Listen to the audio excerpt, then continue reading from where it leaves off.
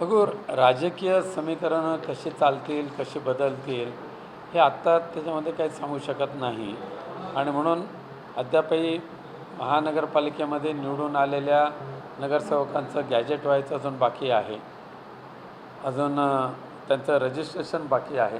नंतर जसजशी महापौरांची म्हणजे महापालिका स्थापन झाल्यानंतर एक एक एक एक टप्पा पुढे उलगडत जाईल. त्यानंतर चित्र स्पष्ट होईल. पण जसं माननीय उद्धवजी ठाकरे साहेबांनी सांगितलं त्याप्रमाणे देवाच्या मनात असेल तर सर्व चांगलं होईल. तुम्ही कल्याण डोंबिवलीमधली राजकीय परिस्थिती तुम्हाला चांगली माहिती आहे.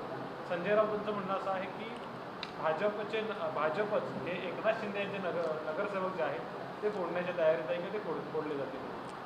कल्याण डोंबिवलीला दुर्दैवाने दोन्ही बाजूच्या लोकांकडून एकमेकाचे उमेदवार पळवले जात आहेत. निवडून आलेले लोकप्रतिनिधी भाजप शिंदे गटाचे नगरसेवक फोडतो आहे.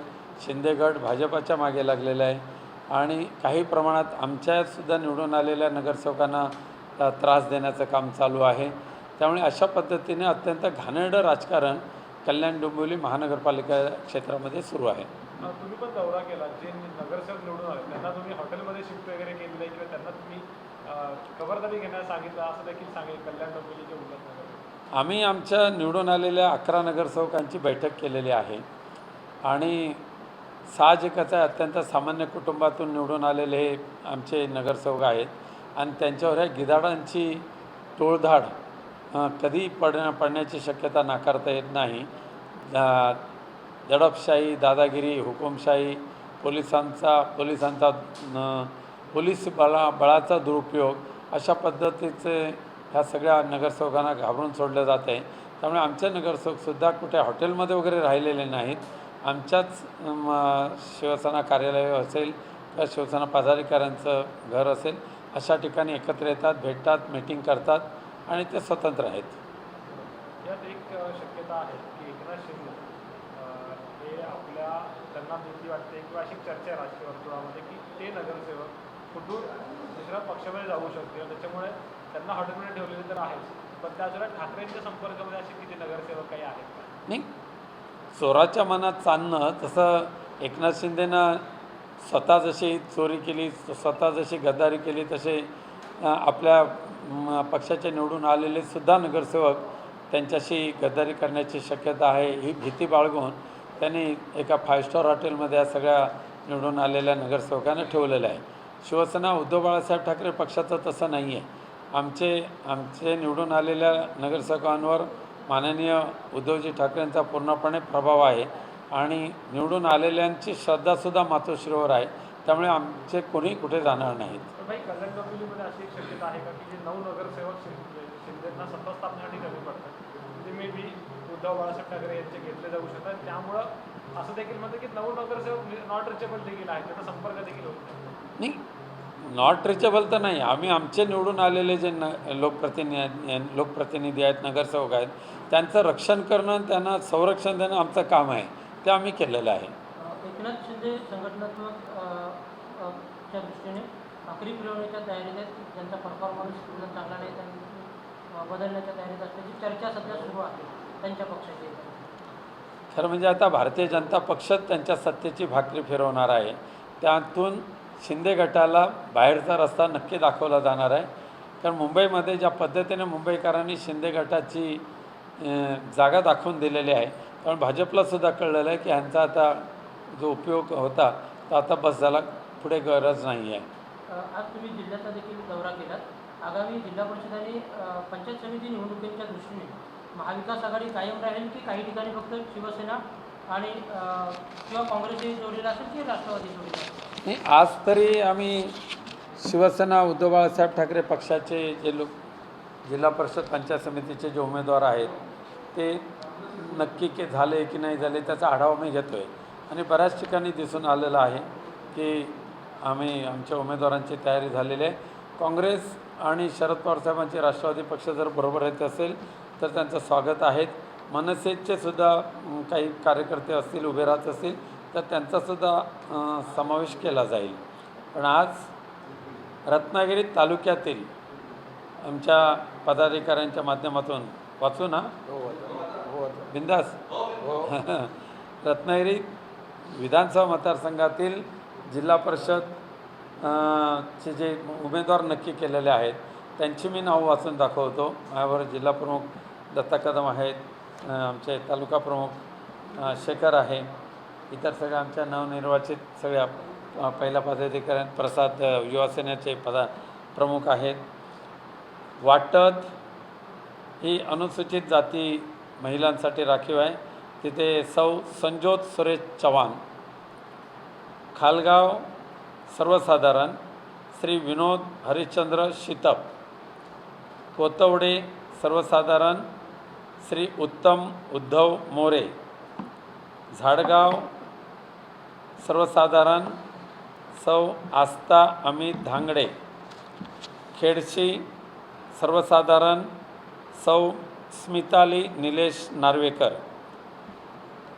हातकंबा एक अजून बाकी आहे. नाचणे श्री शशिकांत नारायण बोरगाडे बारगोडे. कर्ला नागरिकांचा मागास प्रवर्ग विलास कृष्णा भातडे. गोळप सर्वसाधारण विनोद मधुकर शिंदे. पावस सर्वसाधारण रविकिरण धर्मराज तोडणकर. हे उमेदवार 10 पैकी 9 उमेदवार आमचे निश्चित झालेले आहेत. जिल्हा परिषदेचे पंचायत समितीचे निश्चित करायचं काम चालू आहे. सर्व जागांवरती शिवसेनेने तयारी केलेली आहे.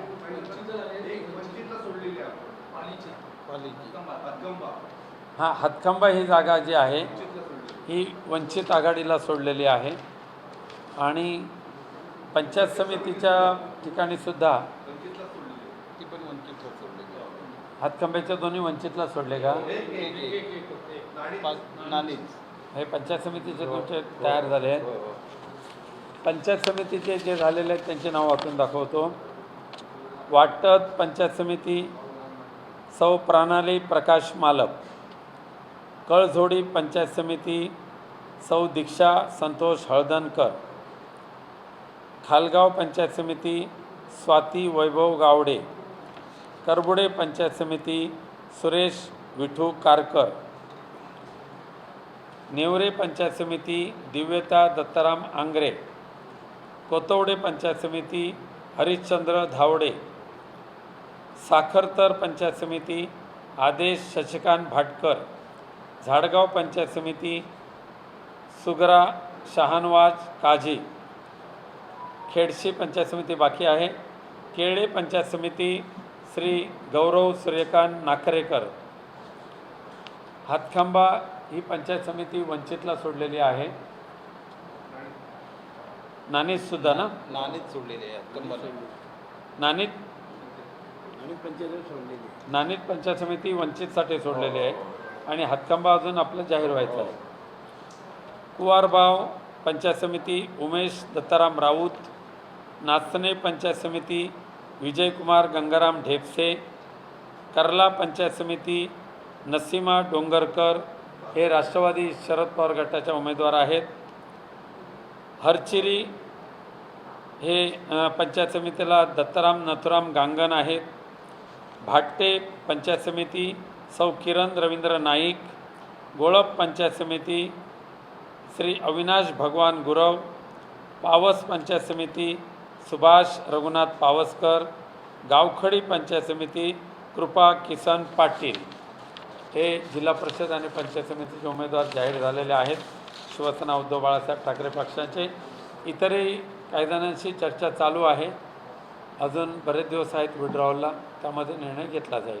नगर परिषद निवडणुका झाल्या त्यामध्ये पक्षाला कामगिरी चांगल्या पद्धतीने करता झाली नाही. त्यामुळे आता पंचायत समिती किंवा जिल्हा परिषद याच्यामध्ये नेमकं पक्षाचं रणनीती काय असणार? नाही, रत्नागिरी नगरपालिकेमध्ये आमच्या पक्षाचे सर्व उमेदवार उभे होतेच, परंतु दुर्दैवाने मतांचा बाजार मांडला गेला, पैशाचा बेसुमार वापर केला गेला, सत्तेचा दुरुपयोग केला गेला आणि त्यामुळे रत्नागिरी नगरपंचायतीमध्ये आम्ही म्हणावं तसं यश संपादन आपल्याला झालेलं नाही. एक मुंबईशी निगडीत प्रश्न आहे. मुंबई पोर्ट ट्रस्टच्या जागेवरती 30 मजली बिहारी भवन उभारण्याचं ठरले सरकारचं आणि त्याला जी प्रशासकीय मान्यता आहे ती मिळाली. मनसेने कडकडून विरोध केलेला आहे. शिवसेनेची यामध्ये भूमिका काय असणार? झालं आता मुंबईवर ताबा कशासाठी हवा होता भारतीय जनता पक्षाच्या केंद्रीय नेतृत्वाला हे आता दिसून आलेलं आहे. मी पोर्ट ट्रस्टची जागा बिहारी भवनला द्यायची, त्याच्या बाजूची जागा उत्तर प्रदेश भवन तर बांद्राला झालंच आहे, त्यालासुद्धा ॲडिशनल FSI देऊन कमर्शियलायझेशन केलं गेलेलं आहे. त्यामुळे मुंबई ही खऱ्या अर्थाने आता हडप करायचा प्रयत्न जो चालू आहे त्याची सुरुवात झालेली आहे. गुजरात भवनसाठी सुद्धा पूर्णपणे पालघर जिल्हा देऊन केलेला आहे. त्यामुळे BKCमध्ये सुद्धा गुजरात भवन उभं राहिलं तर त्यामध्ये नाविन्य वाटणार नाही. त्यामुळे मुंबई जी काय मराठी माणसांची होती, 106 हुतात्म्यांच्या बलिदानातून मिळवली होती, ती बळकावू पाहण्याचा कुटील डाव आता भारतीय जनता पक्षाने सुरू केलेला आहे. पण कोणत्याही परिस्थितीमध्ये शिवसेना आणि महाराष्ट्र नवनिर्माण सेना हे होऊ देणार नाही, त्यासाठी कडाडून विरोध करेल. एक गोगावलेंशी मुलाचा निगडीत प्रश्न आहे. निवडणुकाच्या दरम्यान तिकडे हाणामारी वगैरे झाले होते, हा प्रकार घडला होता. पण विकास गोगावले यांना अजून अटक का नाही असा सवाल कोर्टानं केलेला आहे. राजकीय दृष्टिकोनात त्याच्यावर तुम्ही कसं बघता? हां, बाप सत्ताधीश आहे, बाप मंत्रिपदावर बसलेला आहे. त्यामुळे बापाच्या मंत्रिपदाच्या पदाचा दुरुपयोग करून मुलाला संरक्षण दिलं जातं आहे. पोलीस त्याला पकडू शकत नाही. सुदैवाने मुंबई उच्च न्यायालयाने त्याची दखल घेतली तरीसुद्धा दुर्दैवाने अद्यापही त्याला पकडलं गेलं नाही. हा सत्तेचा दुरुपयोग आहे.